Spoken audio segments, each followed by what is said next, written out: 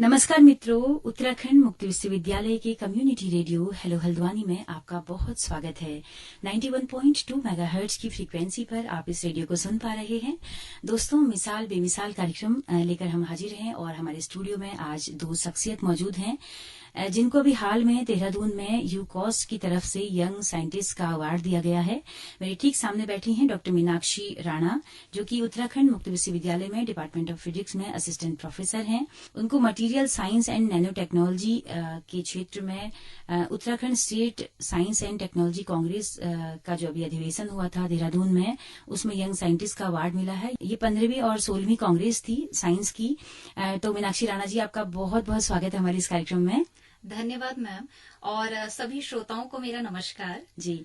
और मेरे बाएं हाथ में बैठी हैं श्रद्धा लखेड़ा, जो कि पीएचडी स्कॉलर हैं उत्तराखंड मुक्त विश्वविद्यालय में। डॉक्टर कमल देवलाल, जो कि फिजिक्स डिपार्टमेंट में एचओडी हैं, उनके अंडर रिसर्च कर रही है। अभी कोर्स वर्क आपका पूरा हुआ है, पहला साल आपका पीएचडी का है, और आपको भी साइंस एंड सोसाइटी के क्षेत्र में यंग साइंटिस्ट का अवार्ड मिला है। तो श्रद्धा जी, आपका भी बहुत बहुत स्वागत है हमारे इस कार्यक्रम में। Thank you so much ma'am. जी, तो बहुत शुभकामनाएं हैं आप दोनों को ही। आप दोनों ने उत्तराखंड मुक्त विश्वविद्यालय का नाम भी रोशन किया है पूरे स्टेट में, और हम सबके लिए एक बहुत गौरव की बात है। तो कैसा लग रहा है मीनाक्षी जी? आपको तो इससे पहले भी एक अवार्ड मिला है यूकॉस की तरफ से। तो ये अवार्ड के बारे में थोड़ा सा बताइए। ये कांग्रेस कब कब होती है और किस किस फील्ड में अवार्ड दिए जाते हैं? उत्तराखंड में कितने लोगों को ये अवार्ड मिले हैं? मैं चाहती हूँ कि पहले आप ये बताएं। जी ma'am, thank you so much. मैं सबसे पहले ये बताना चाहती हूँ कि ये जो हमारी साइंस कांग्रेस है, ये Uttarakhand state council for science and technology, जिसे हम यूकोस्ट बोलते हैं, ये जो साइंटिफिक टैलेंट है और जो टेम्पर है, इसको हमारे स्टेट में बढ़ावा देने के लिए ये हर साल आयोजित की जाती है। तो इस बार जो थी, ये इस बार हमारी, वैसे तो हमारी 16वीं जो साइंस कांग्रेस थी वो होनी थी, लेकिन जैसे आपको पता है कि कोविड के ड्यूरेशन में काफी जो लोग हैं वो एक साथ इकट्ठा नहीं हो सकते थे, तो उसकी वजह से ये हमारी 15 और 16 जो साइंस कांग्रेस है वो जॉइंटली ऑर्गेनाइज की गई भी थी। तो लगभग जो हमारे 15 जो एरियाज हैं, उन डिफरेंट जो हमारे साइंस से रिलेटेड एरियाज हैं, उनमें हर एक कैटेगरीज में ये अवार्ड दिए जाते हैं। कुछ ये अवार्ड पोस्टर के होते हैं, कुछ अवार्ड ओरल टॉक के होते हैं। तो जो मैंने और श्रद्धा ने दोनों ही ये जो अवार्ड प्राप्त किए हैं, वो दोनों ही अवार्ड हमने ओरल कैटेगरी में किए हैं। मतलब हमने अपनी ये जो प्रेजेंटेशंस थी, ये ओरल के थ्रू ही हमने जो अपने हमारे ऑडियंस थी उनको बताया था। पीपीटी के जरिए या ऐसा कुछ? जी बिल्कुल, पीपीटी हमने इसकी प्रिपेयर की थी। उसके बाद जैसे हम नॉर्मल टॉक देते हैं, वैसे हमने टॉक दी थी। और उसके बाद एक्सपर्ट थे, हर एक फील्ड के अलग अलग एक्सपर्ट थे, और वो स्टेट के एक्सपर्ट नहीं होते हैं, वो हमारे स्टेट से बाहर एक्सपर्ट होते हैं। जैसे अगर मैं बात करूं मेरे materials science and nano technology में, हमारे पास जेएनयू के प्रोफेसर थे as an expert, Delhi Technical University के एक्सपर्ट थे, और जो खालसा कॉलेज है दिल्ली यूनिवर्सिटी का, उसके एक्सपर्ट हमारे पास आए थे। और जब हमने पूरी अपनी टॉक दी, तो उसके बाद हमारा उनके संग डिस्कशन हुआ, और वो डिस्कशन काफी फ्रूटफुल था हमारे लिए भी, और मुझे लगता है वो दूसरों के लिए भी बहुत फ्रूटफुल होगा। वो एक्चुअल में उन्होंने हमसे बहुत सारे क्वेश्चंस पूछे, जो हमने उन्हें आंसर किए, और साइड बाय साइड वो कुछ क्वेश्चंस ऐसे थे जो हमारे मन में भी उनमें क्यूरियोसिटी हुई, और शायद हम इन फ्यूचर काम करेंगे, रिसर्च से रिलेटेड जो काम करेंगे, उसमें हम उन क्वेश्चंस का आंसर देंगे। क्या बात है। तो आपने पहले पीपीटी प्रेजेंटेशन दिया, उसके बाद उन एक्सपर्ट्स ने आपसे सवाल पूछे जी, और उसी बेस पर आपको ये अवार्ड मिला है जी। तो मीनाक्षी जी, आपकी साइंस में जो आपने पीपीटी जो रखी थी, वहाँ पे उसमें क्या था, क्या चीज आपने नई दी? एक्चुअल में जो मेरा टॉपिक था वो था imaging of human breast cancer cell line by using L glutathione capped CDSES quantum dot. अगर मैं इसको एक बेसिक लेमन लैंग्वेज में बताऊं, तो मैंने जो human breast cancer cell line होता है, उसे हमने डिटेक्ट किया, एक क्वांटम डॉट होता है, तो उसके थ्रू हमने उसकी इमेजिंग की। मतलब हम ये फाइंड आउट कर सकते हैं कि जो ह्यूमन ब्रेस्ट कैंसर है वो पर्टिकुलर किस किस एरिया पे है, by using this quantum dot. तो ये क्या एकदम नया काम था, या इस पर पहले काम हो चुका है? एक्चुअली काम इसमें अलग अलग तरीके से हो रहा है, तो हमने एक डिफरेंट नया तरीका का क्वांटम डॉट लिया था। तो क्वांटम डॉट बहुत छोटा होता है, और डायरेक्टली हम उस पर काम नहीं कर सकते, तो हम नॉर्मली उसको क्या करते हैं, उसको कवर करते हैं।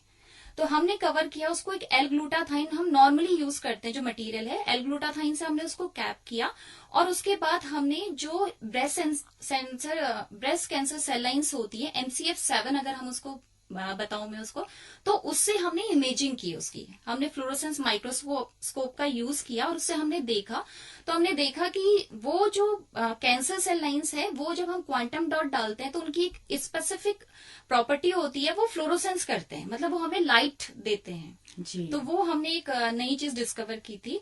तो ये जो काम मैंने किया था, ये मैंने थोड़ा काम अपनी ही यूनिवर्सिटी में किया हुआ है। दूसरा ये मैंने कोलैबोरेशन किया था JP institute of information and technology Noida में। मेरी जो प्रोफेसर सुपरवाइजर हैं प्रोफेसर डॉक्टर पापिया चौधरी, जी। उनके साथ मिलके मैंने काम किया हुआ था। ओह, तो क्या वो भी वहाँ पर मौजूद थी वो इस मौके पर? नहीं, वो इस समय जी। उस समय वहां पर जी जी नहीं जी। थी तो उपस्थित। बहुत अच्छी बात आपने बताई कि एक नई रिसर्च आपने की, वो भी ब्रेस्ट कैंसर के फील्ड में। और ब्रेस्ट कैंसर तो काफी ज्यादा अब अभी टॉप जी का कैंसर है महिलाओं में, अगर बात करें। जी बिल्कुल। और शहरी क्षेत्र की महिलाएं और बहुत कम उम्र की महिलाएं तक इसके शिकार बन रही हैं। मिडिल एज वुमेन सबसे ज्यादा इससे जो डेथ कॉजिंग है वो मिडिल एज वुमेन है। बिल्कुल।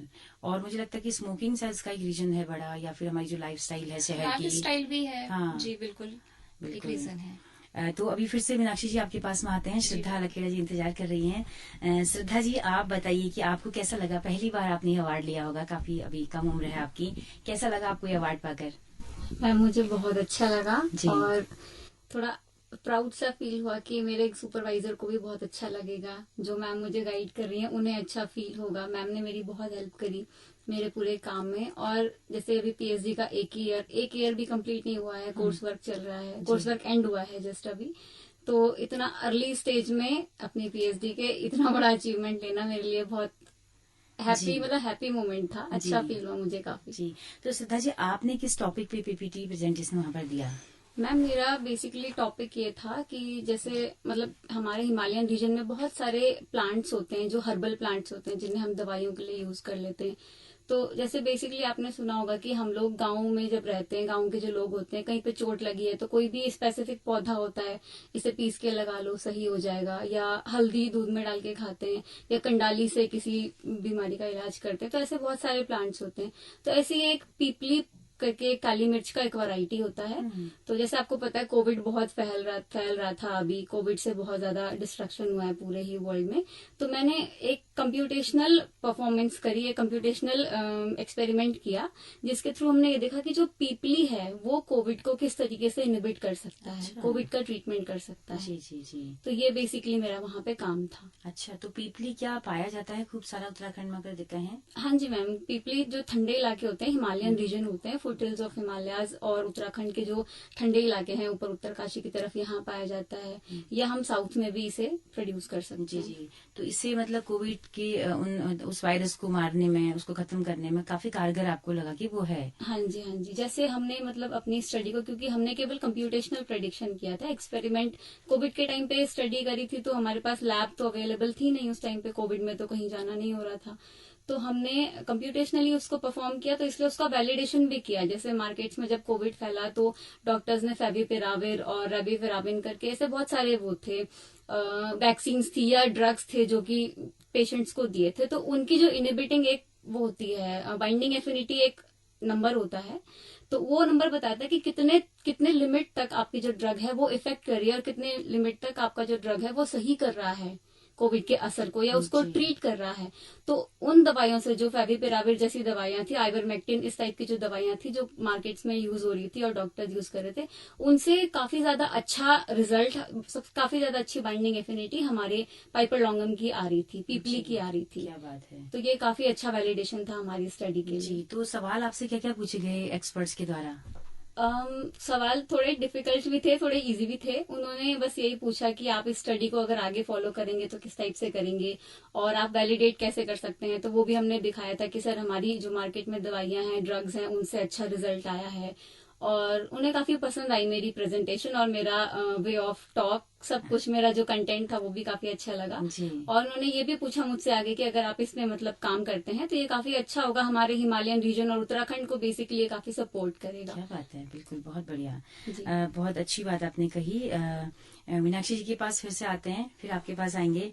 तो मीनाक्षी जी, जो आपका रिसर्च था, इस पे कुछ आप और बताना चाहें या कुछ और आप बोलना चाहें? कुछ संदेश आपका हो उत्तराखंड के तमाम सारे और लोगों के लिए जो साइंस की फील्ड में काम कर रहे हैं, मोटिवेट करना हो उनको इस अवार्ड के लिए, इस अवार्ड के बहाने कुछ नई रिसर्च करने के लिए? हाँ, बिल्कुल मैम। एक्चुअल में मैं बताना चाहती हूँ कि जो रिसर्च है वो उसके लिए आपको थोड़ा सा पेशेंस रखना पड़ेगा, क्योंकि अगर आप एक्सपेरिमेंटल की तरफ को जाते हैं, जैसे मैंने जो काम किया था, मैंने प्योरली एक्सपेरिमेंटल वर्क किया था, तो उसमें आपको पेशेंस चाहिए होता है, क्योंकि इतनी जल्दी आपको रिजल्ट मिलना बहुत मुश्किल होता है। जैसे अगर मैं बात करूं, जैसे मैंने कैंसर के सेल लाइन लिए थे, तो मैंने कैंसर के सेल लाइन पहले परचेज किए, फिर हमने उनको बाई प्रोटीन वगैरह जो भी हम उनको प्रॉपर कंडीशन देके उन्हें हम ग्रो करवाते हैं।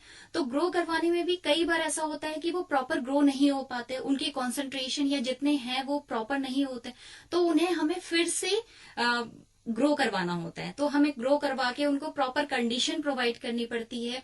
उसके बाद हमें क्वांटम डॉट प्रिपेयर करना पड़ता है, और आप क्वांटम डॉट समझ भी नहीं सकते कि आप नेक्ड आई से हम क्वांटम डॉट को देख भी नहीं सकते।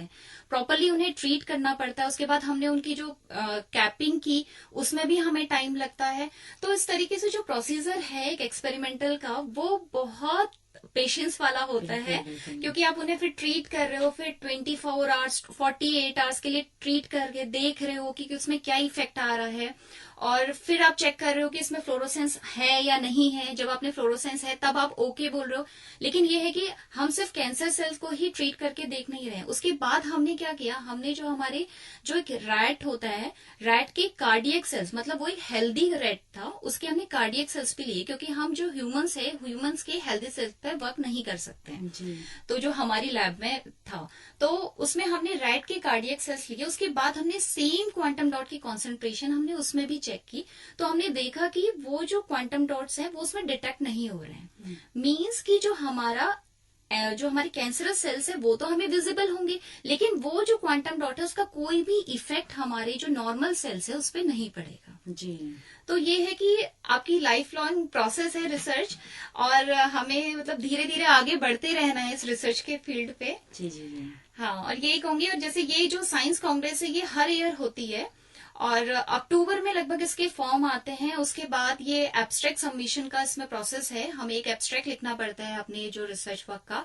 उसके बाद ये जो एब्स्ट्रैक्ट है ये हम सबमिट करते हैं यूकोस्ट में, और उसके बाद उसका जो एक्सेप्टेंस है या जो भी रिजेक्शन है वो हमें पता चलता है। अगर हमारा जो पेपर है वो एक्सेप्ट हुआ है, तो उसके लिए हम कैटेगरी चूज करते हैं कि हमें ओरल टॉक देनी है या पोस्टर देना है।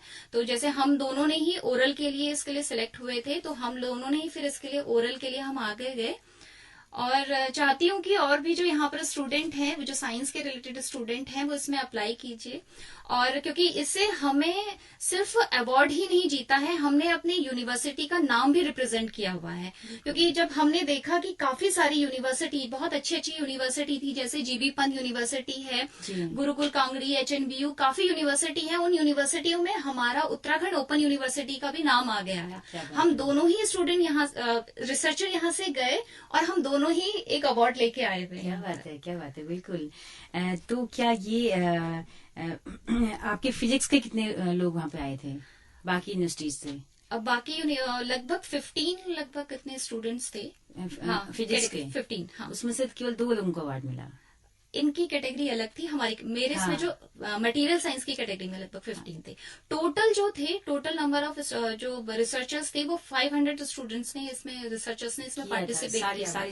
सारे स्ट्रीम के काफी कंपटीशन था अगर एक तरह से देखें हैं। तो चलते चलते श्रद्धा, आप बताएं कि आपने क्या अपना रिसर्च का टॉपिक चूज कर लिया है अभी, और क्या ये इसी रिसर्च को क्या आप आगे बढ़ाने वाली हैं? हाँ जी मैम, ये मेरी रिसर्च का एक एप्लीकेशन है ड्रग डिस्कवरी का, और इसी से रिलेटेड थोड़ा बहुत, जैसे मैं फिजिक्स डिपार्टमेंट से हूँ, तो इसमें ही थोड़ा फिजिकल एप्लीकेशंस भी देख के नेचुरल जो हमारे कंपाउंड्स होते हैं उन्हीं की स्टडी करनी मैंने यही डिसाइड किया है कि मैं यही करूंगी। जी जी जी जी। तो काफी बड़ा योगदान आपका रहेगा अगर इस तरह की रिसर्च आप करती हैं। हाँ जी मैम, बिल्कुल। जैसे हम मतलब उत्तराखंड से आते हैं, और उत्तराखंड में बहुत ज्यादा वाइड वेजिटेशन है, जो कि बहुत बड़ा टॉपिक बन सकता है रिसर्च का। हम बड़ी बड़ी चीजों की रिसर्च क्यों करें जब हमारे पास घर में इतनी सारी मतलब टॉपिक्स हैं जिन पे हम रिसर्च करके अच्छी चीजें बना सकते हैं। और रिसर्च तो जैसे हमने कोर्स वर्क में पढ़ा है कि रिसर्च वही होता है जो हमारे रीजनल डेवलपमेंट में हमारी हेल्प करे। जब हम अपने रीजन को अपलिफ्ट करेंगे तभी तो पूरा इंडिया अपलिफ्ट होगा। क्या बात है, बहुत अच्छी सोच आपकी है। थोड़ा सा अगर अपना पुरानी हिस्ट्री आप बताना चाहें कि कहाँ से आपने एजुकेशन हासिल की है और कहाँ की आप रहने वाली हैं? मैम, मैंने अपनी schooling SGRR public school Kotdwar से करी है जी। और अपना ग्रेजुएशन और पोस्ट ग्रेजुएशन BSc और MSc मैंने HNB कैंपस कोटद्वार कॉलेज से करी है। डॉक्टर पीताम्बर दत्त बर्थवाल, हिमालयन राजकीय स्नातकोत्तर महाविद्यालय कोटद्वार, और अब पीएचडी मेरी यूओयू हल्द्वानी से चल रही है। डॉक्टर कमल देवलाल मेरे सुपरवाइजर हैं उसमें। जी, क्या बात है, बहुत बढ़िया। और मीनाक्षी जी, आप भी, मैं चाहती हूँ कि अपने बारे में कुछ बताएं। मैम, मेरी जो पूरी स्कूलिंग है वो जीडीआईसी अल्मोड़ा से हुई है, और उसके बाद मैंने एसएसजी कैंपस अल्मोड़ा से ही अपनी ग्रेजुएशन और पोस्ट ग्रेजुएशन किया हुआ है। उसके बाद मैंने नेट यूसेट भी क्लियर किया हुआ है, और इसके बाद मैंने जो पीएचडी की, मैंने JP institute of information and technology Noida से की हुई है। और अभी प्रेजेंटली लगभग 3 ईयर से मैं उत्तराखंड ओपन यूनिवर्सिटी में एज एन असिस्टेंट प्रोफेसर इसी के उसमें काम कर रही हूँ, फिजिक्स डिपार्टमेंट। क्या बात है, आप दोनों पर ही हमें बहुत गर्व है और बहुत अच्छी बात हमारी हुई है। आगे भी हम उम्मीद करते हैं कि आप लोग हमारे रेडियो में आते रहेंगे। तो श्रद्धा जी, मीनाक्षी जी, आप दोनों का ही बहुत बहुत शुक्रिया। Thank you so much ma'am. जी, तो दोस्तों, आप सबका भी बहुत बहुत धन्यवाद इस कार्यक्रम में अंत तक हमारे साथ बने रहने के लिए। अगर ये कार्यक्रम आपको पसंद आया हो तो अपना फीडबैक हमें जरूर दीजिएगा। एंड जैसा कि हम बताते हैं कि हमारा रेडियो एक कम्युनिटी रेडियो है, सामुदायिक रेडियो है, जिसकी पहुंच रेडियो में केवल हल्द्वानी शहर तक है। लेकिन अगर आप दूर दराज पहाड़ों में या देश के किसी भी हिस्से में इस रेडियो को सुनना चाहते हैं तो हमारे यूट्यूब चैनल के जरिए, हमारे फेसबुक पेज के जरिए आप इन कार्यक्रमों को सुन सकते हैं। इसी के साथ अपनी रेडियो मित्र सुनीता भास्कर को दीजिए इजाजत। नमस्कार।